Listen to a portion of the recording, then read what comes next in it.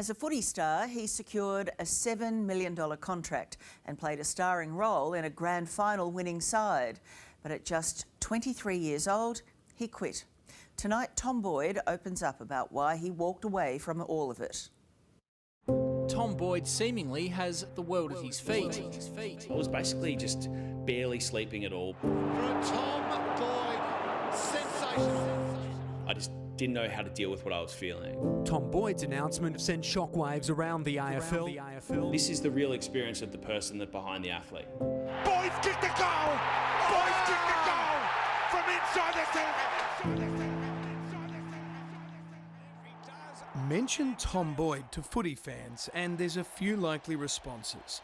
Star of the 2016 AFL Grand Final, a $7 million contract, retired at 23.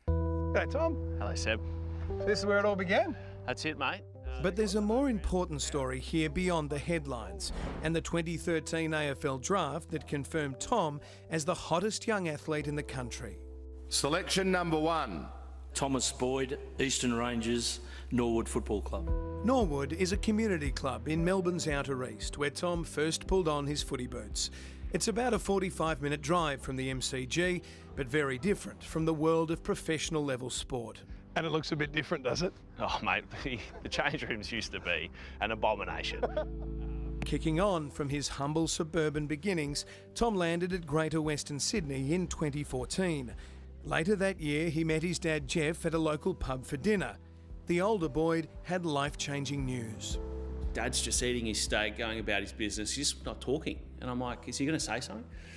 And then he tells me the news that, I've had a 7-year, $7 million contract offer from the Bulldogs. And at that exact moment in time, I was 18 years old. I played 5 games of AFL footy maybe. Pretty uncertain about how I was going to translate that at the top level. Super uncertain about my own capabilities and I get a life-changing offer that just about knocked me off my chair. Months later, Tom and Jeff met Bulldogs president Peter Gordon at Gordon's home in Melbourne. The deal was real, and father and son tried to contain their excitement until they were safely back in the car. So I'm eagerly nudging Dad, and he goes, mate, wait till we get in the car, let's just decompress, cool as a cucumber. And as he's backing out, he manages just to rip the side mirror off the Audi on the side of the car and one of Peter's pillars in his underground car park, and Dad was just bright red and Peter comes down, we're all trying to fix it, and it was hilarious. Tom joined the Bulldogs. It was an offer few could refuse, but the contract became a media obsession. Pressure and expectation was everywhere, while inside, Tom felt like he was on his own. Unsure if he could share his worries and doubts, as detailed in his new book, Nowhere to Hide. So I was basically just barely sleeping at all before a game. What were your fears at that point? Well, the fear was feeling as bad as I did after bad games. And that particularly was attributed to, I would say, not only my desire to do well, the pressure and responsibility I felt to play well, the contribution I expected of myself, but also just the sheer amount of fatigue that I was facing after really not sleeping. While few knew of Tom's private struggles, he was about to become part of history. The Bulldogs were clicking on field, making a famous finals run. The Bulldogs hadn't won a premiership in 62 years, and they'd have to be the first team to ever win it after finishing 7th. But 3 straight victories would lead them here to the MCG and a grand final against Sydney. Amongst those to star in the biggest game of the year, the young recruit who'd faced the harshest criticism. Tom dominated, kicking 3 goals and causing commentator Brian Taylor to forget he was on air. Boyd kicked a goal from inside the circle. It's something that, to this day puts a massive smile on my face. It's very humbling, and I'm just proud to be a part of the Bulldogs fraternity for the rest of my life. The scenes that followed warmed many a heart, but when the excitement died down, another season as a professional athlete beckoned. One morning on the way to training, Tom suddenly pulled over in his car. On the way to that training session in particular, I had a massive panic attack. I thought I was having a heart attack, thought I was going to die, I had no idea what was going on, never had one before, and that had come off the back of weeks and weeks of stress and anxiety. The panic attacks continued, and Tom knew he could no longer suffer in silence. With all of the millions of things running through my mind at this stage, it was lucky that the one that stuck was, hey, I need help.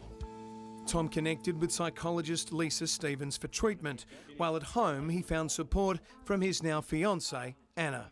It was really difficult to watch him struggle through that period of time.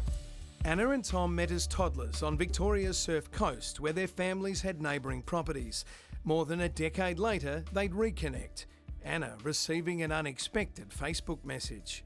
I remember him sending me a message saying, "Hey Anna, I'm not sure if you remember me or not, but it's Tom from next door, like, how you going?" And I said, Great yes, pickup line. I can see your profile. And we got chatting then, and then about 6 months later he sent me a message saying, "Oh gee, your mum looks different." And I was like, yeah, no kidding, it's been like 15 years. And then he mustered up the courage to sort of ask me on a date. It was clear Tom and Anna had a future, but Tom wasn't so sure about football. He knew he was doing something that many dreamed of, but he had to do what was right for him. What ultimately leads you to decide to walk away at the age of 23?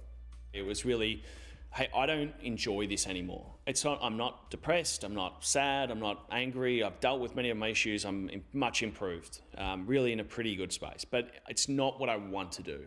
Tom walked out of the AFL and into a new role as a dad, welcoming daughter Armani 3 months ago. What are you looking at, Missy? We don't all have Tom's sporting talent, but his story is about asking for help if you need it and figuring out where your priorities lie. Still just 26, Tom wants to use what he's learnt to benefit others. What I found was that hanging on, in particular, didn't work. It made me less capable as all of those things that I want to be. What actually made me more resilient was going, okay, I don't have all the answers. I need the support and I need, the access to the, let's say, collective wisdom of others. And whilst I'm a unique person, the experience I'm having is not unique. And all of those messages are what I really, really want to push forward. I have a variety of different vehicles, but really the North Star is helping this topic and subject be improved across the community.